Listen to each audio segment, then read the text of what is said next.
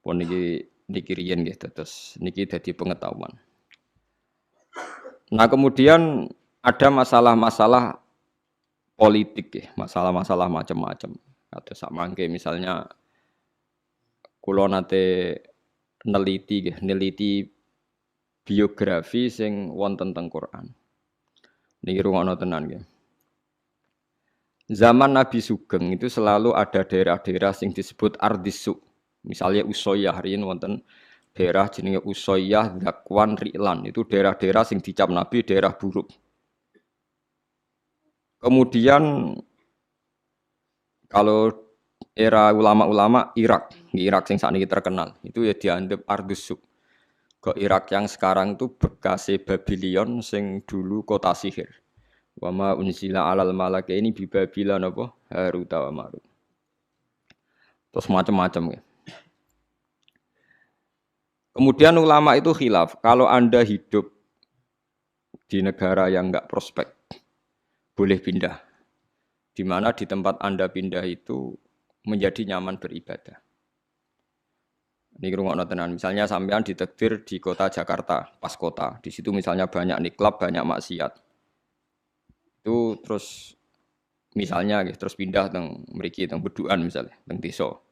Tapi genti dosa ngrasani hasud, drengki. Dadi nek ning kutha iku dosane pornografi, nek ning desa dosane napa? Hasud, drengki, ngrasani macam-macam. Lah itu terus gimana?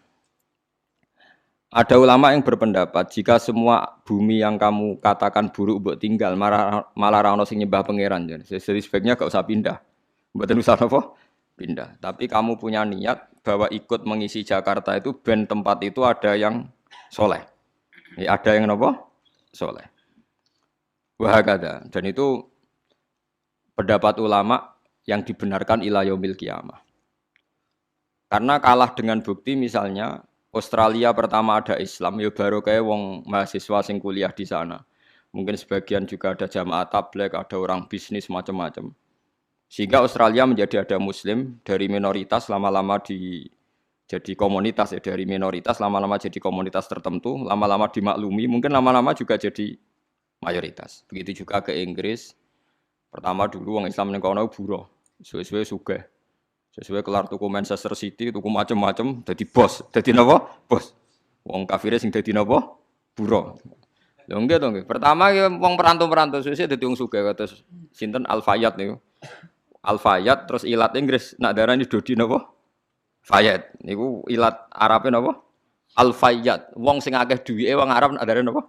Al-Fayyad. Duwike saking akeh. Fayyad itu melimpah. Nah, itu yang kita benarkan. Niki rungokno tenan. Karena kalau teori hijrah itu niki bener sampean biar teori yang bahwa hadisnya Nabi itu tidak main-main. La hijrata ba'dal fathi. Teori hijrah itu sudah selesai. Berarti teori hijrah secara fisik dari bumi buruk ke bumi baik itu sudah nopo selesai. Yang ada adalah walakin jihadun wa niyatun. Yang ada itu masih jihad dan niat. Jihad itu niat berjuang li'ilahi kalimatillah. Niat itu pokoke ngurip-ngurip agamane Allah. Mboten niki rungokno tenan nggih ben sampean optimis. Sekarang kalau dibalik, misalnya orang yang sudah Islam di Inggris 10, merasa Inggris itu daerah Kristen, mbok Anglikan, mbok napa-napa terus pindah ning Mekah. Berarti Inggris sama sekali enggak ada Islam. Berarti kowe ngosongno bumine Allah, sangka wong sing nyembah Allah sama sekali. Andai kan sampai Anda baca hadis itu, tentu fatwa Anda, misalnya Anda jadi ketua MUI, Islam yang ada di Inggris 10 pindah saja ke Mekah. Yang di Papua, yang minoritas pindah saja ke Jogja. Wah, nanti yang sudah kadung ada Islam akan menuju daerah yang wis Islami akeh, corong Jawa malah nguyai segoro kan. Nguyai napa? Segoro. Sing ngono beban ora nggo dhuwit malah dadi bebane wong akeh kan. Boten ini penting. Makanya Nabi ngendikan walakin jihadun wa niyat. Nah, ternyata hadis itu lebih benar. Ini ku era sahabat itu banyak yang ketika di Medina itu enggak tertarik karena Islam banyak terus pindah teng Kufah. Itu yang melakukan itu Sayyidina Ali. Sayyidina Ali ku pertama sahabat alim sing ninggalo Madinah. Beliau hidup teng Kufah. Akhirnya Kufah dan di sentral Islam termasuk akhirnya pinter Imam Syafi'i nggih mergi urip teng Mekah, teng Kufah. Pinter Syekh Abdul Qadir Jilani mergi urip teng Baghdad. Baghdad kuwi kawasan apa? Kufah. Mulane sanad-sanad Quran akhirnya pindah Kufah. Sampeyan saiki pikir, Quran anane Mekah Madinah, tapi sanad aline teng pundi? Teng Kufah. Sanate Ibnu Katsir tok Kanjeng Nabi ku bulet. Mergo Abdullah bin Katsir niku ngaji mbek Abdullah bin Sa'ib. Abdullah bin Sa'ib tesih ngaji mbek Ibnu Abbas. Ibnu Abbas ngaji Ubay bin Ka'ab. Berarti munculot pinten? 4. Ubay bin Ka'ab lagi ngaji ning Nabi. Cepet Imam Asim. Imam Asim tiang Kufah. Imam Asim di guru jeneng Abdurrahman As-Sulami. Niku langsung ngaji Sayyidina Ali. Sayyidina Ali ngaji sinten? Kanjeng Nabi. Kenapa? Karena Sayyidina Ali pindah teng pundi? Kufah. Di Mekah sing pusat Islam sanate bulet. Tuke Kanjeng Nabi. Kufah sing adoh keng Mekah, adoh keng Madinah. Sanate cepet. Mergi wonten sinten? Sayyidina Ali. Sebab itu terus Kufah jadi sentral Islam. Kufah, Basrah, Baghdad itu satu kawasan sing saiki disebut napa? Irak. Syekh Abdul Qadir teng mriku, paham Imam Syafi'i pintere teng mriku, Imam Abu Hanifah pintere teng mriku. Niki rungono tenan nggih. Sehingga kita tidak perlu fatwa, misalnya orang Islam yang sekarang di Amerika, di Inggris, di Swedia, macam-macam. Asal jangan kecelakaan kayak di Swedia. Swedia itu agak kecelakaan. Pertama orang Islam di sana dikenal itu Islam Ahmadiyah. Pertama sing gawa teng Swedia Islam napa? Ahmadiyah. Jadi langsung di Nabi loro. Wangel dadanane. Itu satu-satunya daerah minoritas sing ana Islam pertama napa? Ahmadiyah. Jadi angel dadanan karena pertama yang datang Ahmadiyah. Paham gitu, itu sampean bertahu titik perkara. Jadi hadis itu ada di Bukhari, di Muslim, Mang Nabi ngendikan la hijrata ba'dal fathi walakin jihadun wa niyatun. Berarti sudah ada teori kalau kamu enggak nyaman di satu daerah yang minoritas, kamu harus ke mayoritas enggak. Ya kemana saja asal Anda niat baik dan ada peluang baik, lakukan. Itu ada seorang tanya sama Kanjeng Nabi, "Ya Rasulullah, saat di sini bisa baik." Nabi ngendikan al-ibad ibadullah wal bilad biladullah. Fa haitsu ma asabta khairan fa aqim. Negara ya wae pangeran, kabeh kawula ya kawulane pangeran. Pokoke kowe anggere entuk apik ning kono ya semukim ning kono. Nah, itu yang menginspirasi Islam Gujarat, manggon Aceh. Dagangan ya rabi barang macam-macam terus dadi Islam teng pundi? Aceh. Nah, Aceh anak putune ponakane do ning Ampel, ning Ampel. Terus ono Raden Fatah pindah ning Demak, suwe-suwe tok Jipang Panolan. Suwe-suwe terus tok Jogja, Sutawijaya, Hadi Wijaya terus tok sampeyan barang niku wis endi sing ketemu, wis pokoke endi sing nyaman cocok. Terus nomor faktore katut babon, mbok katut jago, pokoke angger cocok untuk ridane Allah nggih. Fahaitsu ma asabta khairan faqim. Di mana saja kamu menemukan kebaikan, faqim, maka kamu harus di situ. Paham? Maka kamu harus napa? Di situ. Kalau tak cerita sejarah ben sampean ngertos betapa pentingnya teori hijrah itu dianggap selesai. Ketika Fathu Mekah, kalau cerita itu tidak bosan-bosannya. Ketika Fathu Mekah itu tahun 10 Hijriah disempurnakan oleh Abu Bakar. Klimaknya itu Mekah benar-benar dikuasai Sayyidina Umar.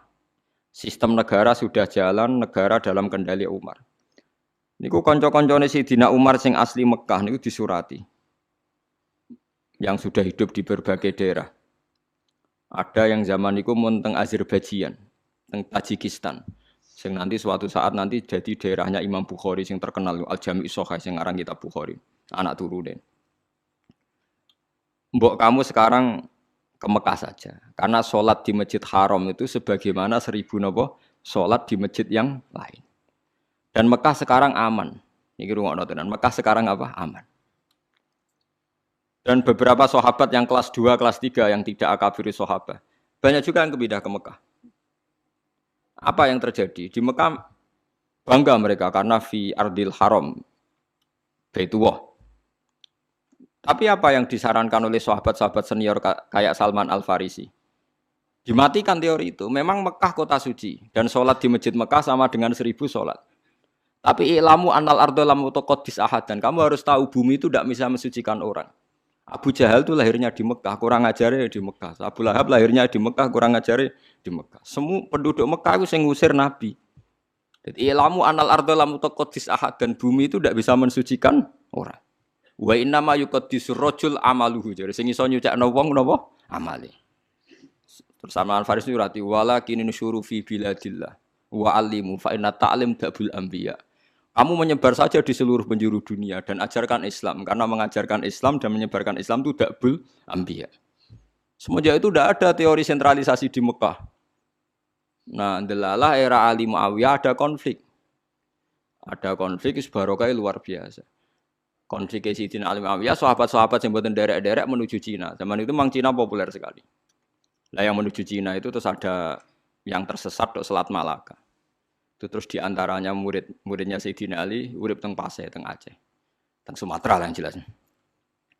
Sehingga Islam di Aceh itu tua sekali, karena rata-rata sejarawan yakin Islam di Aceh itu zaman sinten Sayyidina Ali. Jadi kue kudu roh. Jadi akhirnya artinya andai kan teori hijrah itu dipakai, tentu semua ini haram karena menuju bumi yang belum menyembah Allah. Itu paham ya? Andai kan teori hijrah itu dipakai, berarti perjalanan ini haram semua kan, dari Mekah Madinah malah menuju bumi yang belum menyembah Allah. Tapi kalau pakai teori Dabul Anbiya bahwa menyebarkan Islam itu watak para nabi, malah keinginan kita dari yang tidak ada menyembah Tuhan kita ke sana biar ada yang menyembah Tuhan. Ojo malah tahsilul hasil rebutan tongkat masjid itu malah perkara.